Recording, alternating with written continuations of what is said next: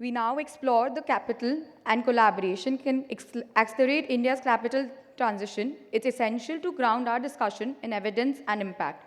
Each year, Global Energy Alliance for People and Planet publishes its flagship report, Powering People and Planet Impact Report, which captures the Alliance's journey in expanding energy access, improving livelihoods, and reducing emission across developing economies.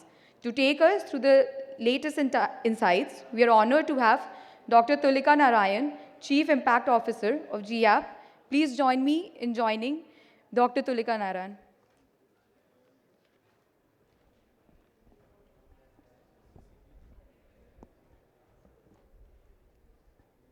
Hi everyone, I'm Tulika. Can you hear me okay? I'm a development economist, so my role is to try and understand where market fails, where private sector may not necessarily solve the problem, and where does public sector come in, and how do we really advance outcomes that way. 2 days back, I was in Uttar Pradesh, Unnao district, and I met Raju there. Raju and Pooja have a flour mill.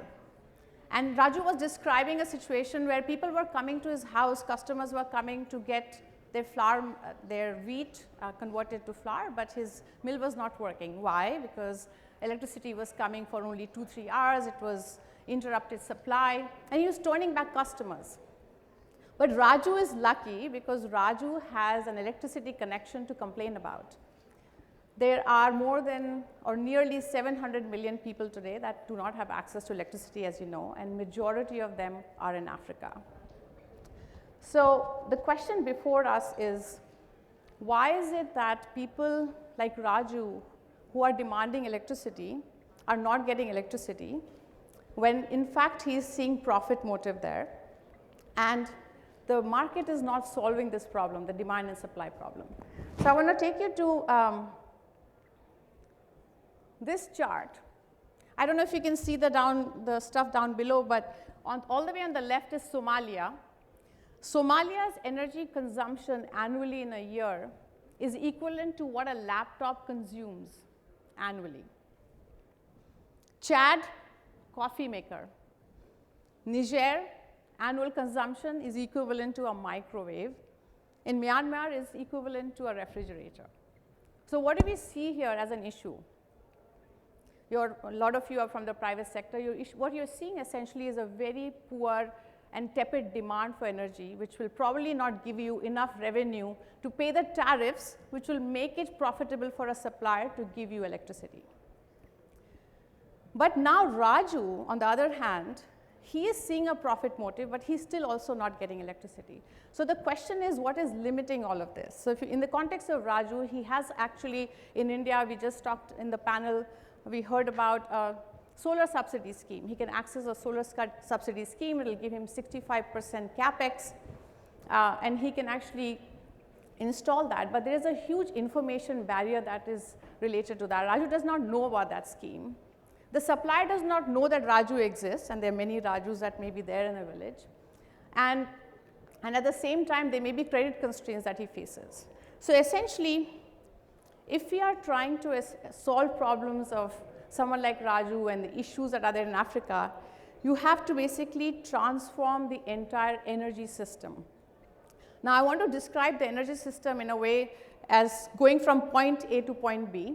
So in point A, you have a big bucket of water that you have to take to point B, where an energy system is providing clean, affordable, and reliable energy to people. But this bucket has many holes, let's say 15 holes. And one of the issues is information constraint. You plug that hole and you try to take the bucket from point A to point B, you're not going to make it, right? There are information barriers, there are technical barriers, there are policy barriers, and I think this panel was talking about many of them. And unless you plug all of those holes, you're not going to go from A to B. Today, renewable energy is very cost effective, right? So we should see a huge surge in that, and there's a lot of opportunity that is there.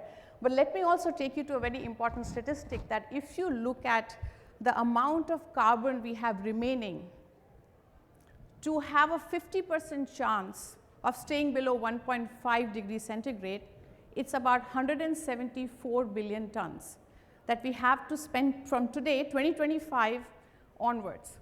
That's what we have.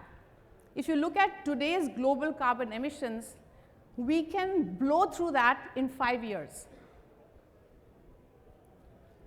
Imagine that, to have a coin flip of a chance that you're going to make it below 1.5.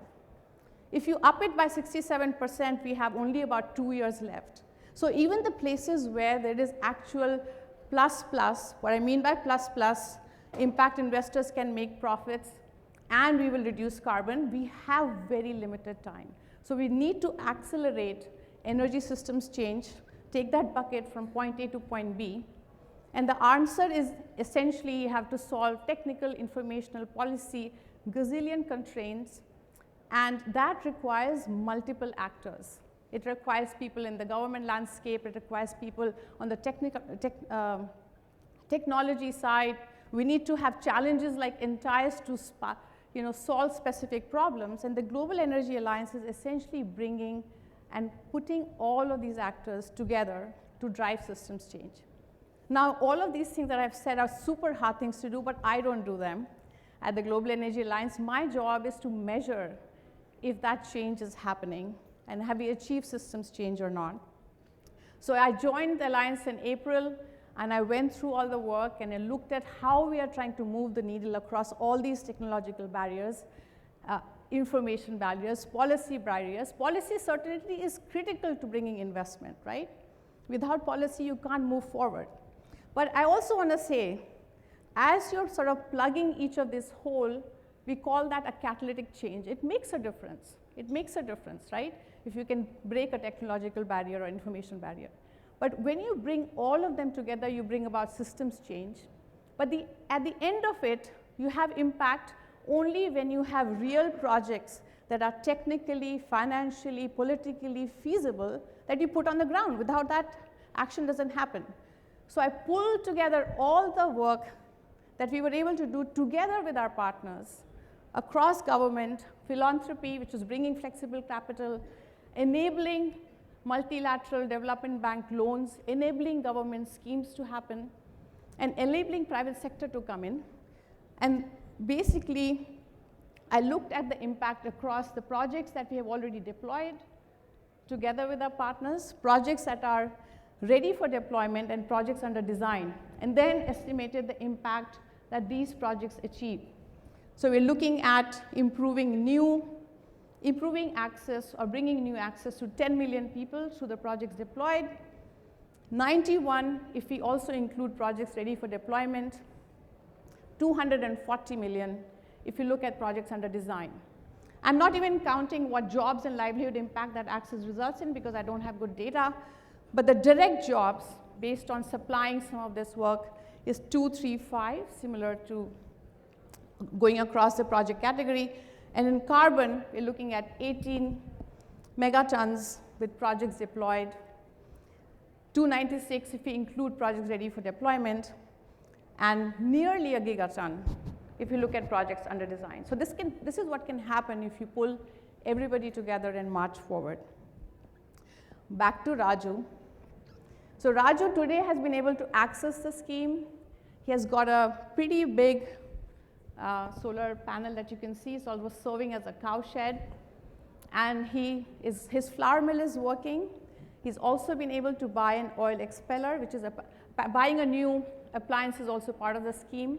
He also has got a dehusker, and he's making about 7,000 rupees in profit after EMI. And in fact, if you didn't give the subsidy, he would still make some profit. So this project is important, but it's one project. We need to have many more such projects. And so anyway, I invite you to take a look at the report. It has an approach to measuring systems change, approach to measuring systemic change across, which you can apply across all the work that you are doing and also the results that we have. Thank you so much for having me, and thanks to IIC for inviting me. Bye-bye.